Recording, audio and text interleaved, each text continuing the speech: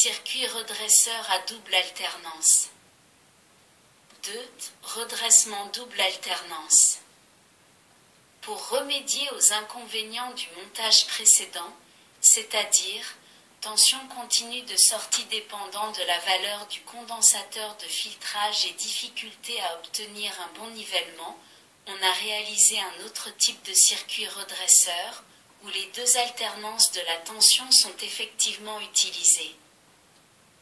Ce nouveau montage s'appelle redresseur à double alternance ou redresseur doubleur d'intensité, ne pas confondre avec les redresseurs doubleurs de tension dont nous parlerons dans cette leçon.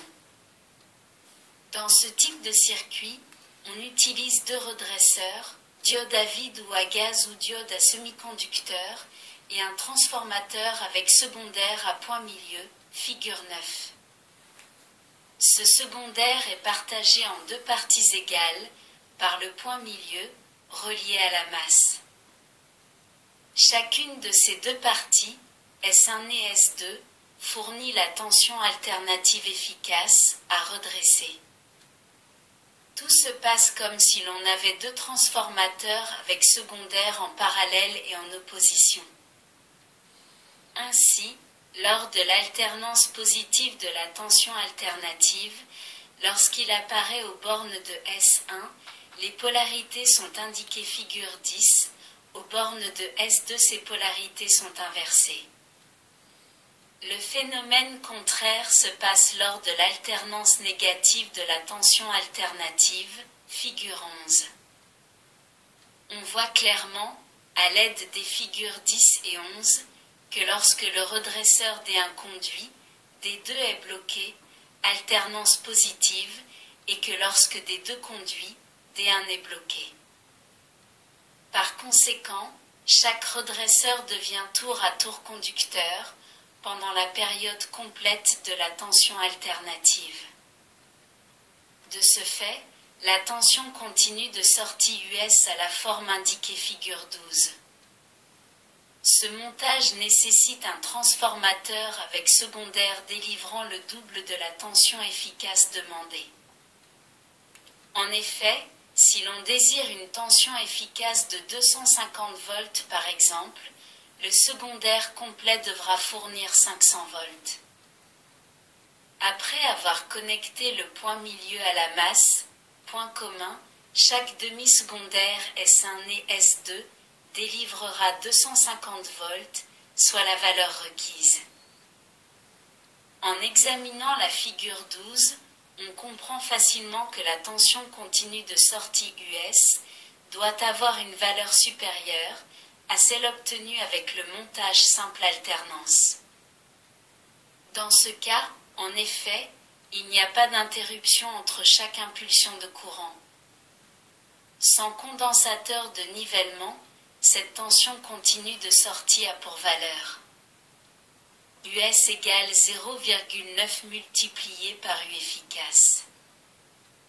Avec un condensateur placé immédiatement après la diode, la tension continue de sortie US a, comme avec le montage précédent, une valeur de US égale 1,41 multiplié par U efficace.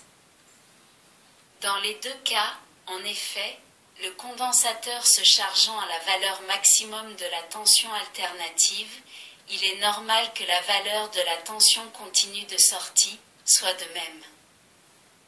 Cependant, avec une charge normale, la tension continue de sortie disponible a pour valeur US égale 1,2 multiplié par U efficace, soit sensiblement plus que dans le montage précédent. Il faut surtout souligner le fait qu'avec le circuit double alternance, la valeur de la tension continue de sortie ne dépend pas de la valeur capacitive du condensateur. Sur le tableau de la figure 8, on a en effet mentionné tension de sortie continue avec charge normale, inférieure à U efficace en fonction de la valeur du condensateur. Il est facile de comprendre à ce sujet, étant donné qu'il existe une interruption égale à une demi-période dans les impulsions de tension continue, que c'est le condensateur qui doit fournir le courant absorbé par la charge pendant ces interruptions, voir figure 13. On comprend tout aussi aisément que la charge d'un condensateur dépend de sa valeur capacitive, Q égale C multiplié par U, plus celle-ci sera élevée, plus la charge emmagasinée sera forte, donc sera en mesure de fournir un courant entre les deux impulsions A et C, figure 13. Avec une alimentation double alternance, les impulsions de courant continu se suivent régulièrement sans interruption et le condensateur n'a plus à compenser des interruptions, mais seulement à niveler le courant, voir figure 14. Quant à la tension inverse de pointe supportée par les deux redresseurs, elle est, comme dans le montage précédent, égale à 2,82 multiplié par U efficace. Tout ce qui a été dit pour le choix des éléments, pour une alimentation simple alternance, reste donc valable avec l'alimentation à double alternance. Il faut toutefois remarquer qu'avec ce dernier montage, chaque redresseur ne fournit que la moitié de l'intensité demandée. C'est pour cette raison que ce montage est souvent appelé doubleur d'intensité. Ainsi, en reprenant l'exemple précédent, soit à réaliser une alimentation fournissant 400 mA sous 100 volts, on pourra utiliser deux redresseurs capables de fournir seulement 200 mA chacun. Le tableau de la figure 15 résume les caractéristiques du montage redresseur double alternance. Avec ce dernier circuit, on peut, comme avec le circuit simple alternance, utiliser des redresseurs de type quelconque. Cependant, les redresseurs à semi-conducteurs sont plus avantageux et plus souples d'emploi. Examinons les courbes de la figure 16 relatives aux caractéristiques anodiques d'une diode à vide et d'une diode à semi-conducteur. La figure 16A concerne une diode à vide. Sur celle-ci, on voit que le courant fourni dépend beaucoup de la tension appliquée sur l'anode.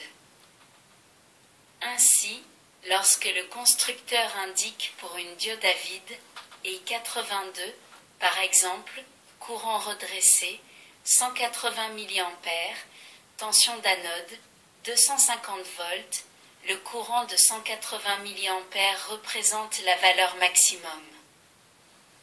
En augmentant la tension d'anode, le tube travaillera à la saturation et le courant n'augmentera pas pour autant.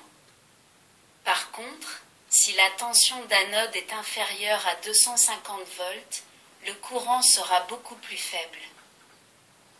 Ainsi, avec ce tube, il faut obligatoirement une tension d'anode de 250 volts pour obtenir un courant de 180 mA. Il n'en est pas de même avec une diode à semi-conducteur. En effet, avec ce type de redresseur, le courant augmente très rapidement dès que la tension de seuil est atteinte, point A sur la figure 16b. Or, la tension de seuil est très basse, environ 0,6 volts.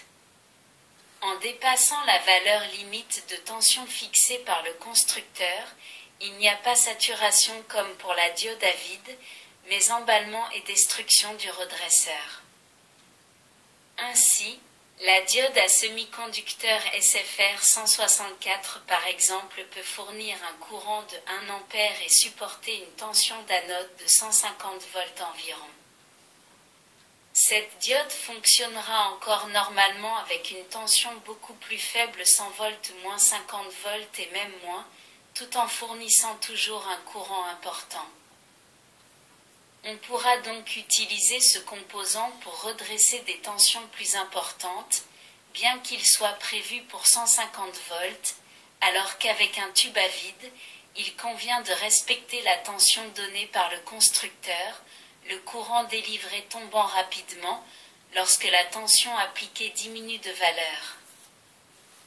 D'autre part, la diode à semi-conducteur est capable de fournir sans danger un courant instantané nettement plus élevé que le courant moyen redressé.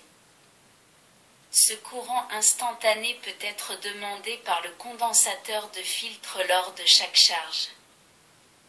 Au contraire, la diode à vide ne peut pas, sans danger, fournir un courant instantané beaucoup plus élevé que le courant moyen redressé. Pour cette raison, afin de limiter le courant instantané, les constructeurs indiquent toujours pour les diodes à vide valeur maximum du condensateur de filtre. Exemple, diode à vide est 82, capacité d'entrée de filtre égale 60 μF maximum. Cette valeur n'est jamais donnée pour les redresseurs à semi-conducteurs, ceux-ci pouvant précisément fournir un courant instantané élevé. C'est d'ailleurs pour cette raison, du fait même que la capacité du condensateur peut être très élevée, qu'il est conseillé de monter une résistance de protection, RS, avant ou après le redresseur, mais avant le condensateur de filtrage, voire figure 5. La valeur de cette résistance est généralement de l'ordre de 5 ohms. Pour déterminer sa valeur dans tous les cas, on admet que celle-ci doit être comprise entre 1 à 5% de la valeur de la charge. Nous devons donc définir ce qu'on entend par charge normale de l'alimentation. L'application pure et simple de la loi d'Ohm permet de définir cette charge. En effet, dans le cas d'une alimentation devant fournir 400 mA sous 100 volts, on comprend immédiatement qu'un tel courant sous 100 volts est celui qui circule dans une résistance ayant pour valeur R égale U divisé par I égale 100 divisé par 0,4 égale 250 ohms. Cette valeur représente donc la charge normale de l'alimentation. Il en résulte que la résistance de protection pourra avoir une valeur comprise entre 250 multiplié par 1, divisé par 100 égale 2,5 ohms à 250 multiplié par 5, divisé par 100 égale 12,5 ohms. Notons enfin que cette résistance de protection, que l'on peut aussi monter dans les circuits redresseurs à diode à vide, est indispensable dans le cas d'une alimentation directe sur le réseau secteur, c'est-à-dire une alimentation sans transformateur. Avec un transformateur, la résistance totale du circuit d'entrée est généralement suffisante, celle-ci ayant pour valeur avec R1 égale résistance de l'enroulement primaire, R2 égale résistance de l'enroulement secondaire, N2 divisé par N1 égale rapport de transformation.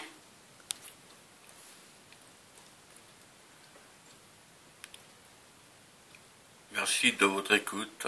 À bientôt.